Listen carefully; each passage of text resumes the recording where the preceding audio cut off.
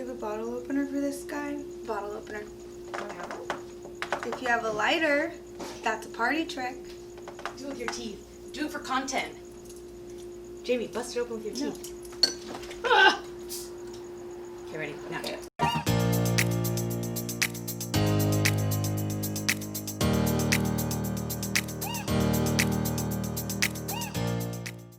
Hi guys, welcome back to my channel. My name is Jacy, and today I am joined by my big sister Jamie. So we wanted to do a fun video where we kind of have a little cocktail face-off. So what's gonna happen is Jamie is gonna make for me her favorite cocktail, and I'm gonna make her my favorite cocktail. So what are you preparing for us today? So today we're making an Aperol Spritz. And what is an Aperol Spritz, and how did you come to even like it? I don't know. But for me, it's just my summer New York City drink. And it's so easy to make. You don't need a shaker. Just pour it in. I like that. So you're doing more of a summer liqueur. I will be making a traditional Moscow Mule. So if you guys recall from my DIY bar cart video, I was mentioning that Moscow Mule is my go-to cocktail whenever I'm in a restaurant and I don't know what to order. I always get a Moscow Mule. But we're just gonna kind of do like a little DIY tutorial and face-off, if you will, to see what kind of summer cocktails we can come up with. So if you like these kind of videos of, I guess, alcohol and just hanging out with us, then make sure to like and subscribe so you can join along for more fun videos in the future. But let's go ahead and get started. I think I'm gonna have Jamie start first. So, bartender, take over. Well, Aperol is a very summery drink, but the cool thing about an Aperol Spritz is it's 3 simple ingredients, but you can spice it up. A traditional Aperol Spritz is Aperol, champagne, and a little bit of, I guess, like seltzer water or club soda, and an orange or a grapefruit. Aperol is a sweet but a pretty bitter grapefruit taste. So there is a bit of an acquired taste, but you can spice it up in the winter with a rosemary sprig. I've done with blueberries in the winter. Or like LaCroix, you can do Like flavored LaCroix? flavored LaCroix. How do we make one? It's so easy. So it's 2 parts Aperol, 3 parts champagne. And what does Easy. this taste like? Sweet, but it's bitter. If you like grapefruit, I think you'd like this. And if we don't like grapefruit? Then you will learn to like it because it's so good. I don't really know. Do you eat grapefruit for like breakfast? Yeah, I'll eat grapefruit like as part of dessert. For dessert? How do you eat grapefruit Yeah, for dessert? you just eat it. You know? That's That not way- dessert? Well, in a quarantine world, when you've had too many desserts all through March, April, and May, and you realize, okay, maybe I need to cut back on the Pop-Tarts and just candy. I guess that would be a good, satisfactory, sweet thing. Although, Yes. grapefruit, they're not sweet. I don't like grapefruit. You gotta try different kinds. There are different types of grapefruits, like there are different types of apple. So there's some that are sweeter, some that are more sour. What's your go-to try it apple? out. You're like a... Wait, I know this one. You like Pink Ladies. I do like. Do you know my favorite? Nope, Oh, that's okay. I got it. Woo! I think you hit my light. Okay, so this is 3 parts, so I guess I'll measure it for consistency or I don't think I measured for mine, accuracy, actually. but I don't measure it. Again, You measure the alcohol with your heart. I just eye it. Okay, so is this just for garnish, or do you squeeze that in there? This is just for garnish. Okay. I like to use grapefruit because it's more pink than orange. So this is an a orange. grapefruit, not an orange? No, this is just an orange. Are you sure? It's pink. I'm pretty sure this is an orange. It's not sour at all. I think this is an orange. It's an orange, but... And then a little splash. Oh, so that's just to add more bubbly. And that is literally an Aperol Spritz. Restaurants will serve this in like a cute wine glass or a cute champagne glass, but on my Zola registry for my wedding, I have She's a Aperol bride. Spritz glasses that are so cute. Wait, what do those look like? I'll insert a picture right here. Can you describe them?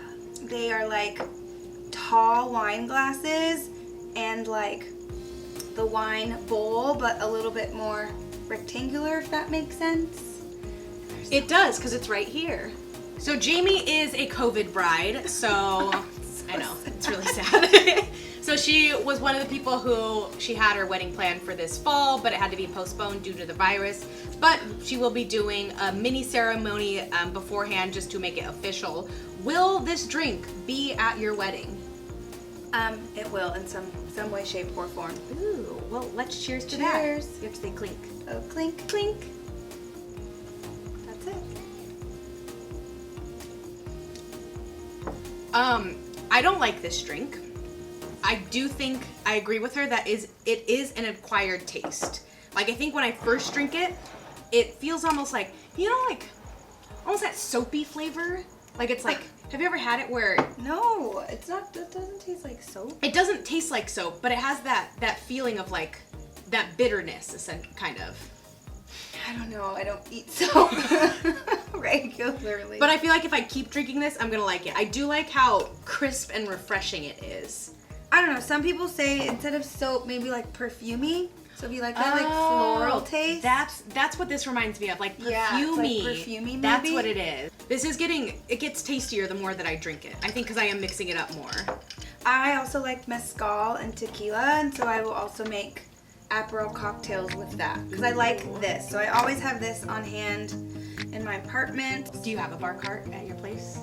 No, it's too small. Oh, that's true. New York, what can you do?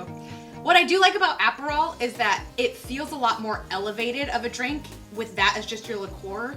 Because I feel like with my bar cart, it's like, okay, I have vodka and sparkling water, or I have rum and sparkling water. Whereas this feels a lot more sophisticated and elevated And because it's so pretty. It's pretty, it's unique, and it's got a very individualized flavor profile. So if you like that flavor profile, then try the Aperol Spritz. Cheers. Cheers. Clink. Yes. All right, my turn. So I will be making a Moscow Mule, and I think I tried my first Moscow Mule with Mom. I think we were on our way to a musical. Lame. It's not lame. Say hi, Mom. Hi, Mom. And it was just one of those drinks where it sounded almost like a soda, but in alcoholic form, if that makes sense. So the main parts of a Moscow Mule, the main ingredient is the ginger beer. So this would be the equivalent of the champagne in yours. Vodka is the liquor, and then I have raspberry syrup just to kind of like spruce it up. I don't actually know. What is he called? Why did my brain says dimensions? The ratio? Yeah, the ratios. What'd you call it? The size? The parts. The parts? Servings. The servings, that's better. So I don't know the actual servings of how much liquor is gonna go into these, but I feel like one shot for each should do the trick. So these copper mugs are very specific to Moscow Mules, and I have no idea why. Many restaurants will charge you a lot of money if you steal it. I have been to places where they take my ID, Yeah. and then I get my ID back They're when I give them the mug back. They expensive. are back. Good copper mugs like are expensive. Yes, these mugs were actually a housewarming gift when I moved into my apartment. So I believe it's actually, if my heart says, I believe it's 1 shot vodka to 3 parts ginger beer. Ginger beer isn't actually that beer-like. It's more like, almost like sparkling soda-like. I'm gonna add a little bit of flavor here. You were a lot more dainty and clean with yours. Oh, geez. I guess not. The last ingredients is just lime. Yeah. So the lime cuts through the vodka, and is nothing coming out of this? Do you see that? Cut it smaller. Am I crazy? Is there nothing coming out of this lime? Just squeeze harder. You're weak. There you go. Really get in there. We got the lime juice in there, and that's just gonna add a little bit of acidity and not make it as like sweet or as gingery. Taste that. Tell my friends what you think. Mine is kind of similar too, where if you don't like ginger, then you may not like this. Similar, if you don't like grapefruit, you won't like Aperol. But it is a very kind of malleable drink in the sense that you can make it more Christmassy during the winter time with like even, I think I once had a peppermint Moscow Mule, and it was so odd, but it was so like seasonal and delicious. I really liked that. The raspberry syrup kind of gives it more of that summer vibe. You can also throw fruit in here, which is really good as well. I've had that before. And I don't know, I just like it because it's so refreshing, but it's also like a step above soda, if that makes sense. It's good. I just like mine better.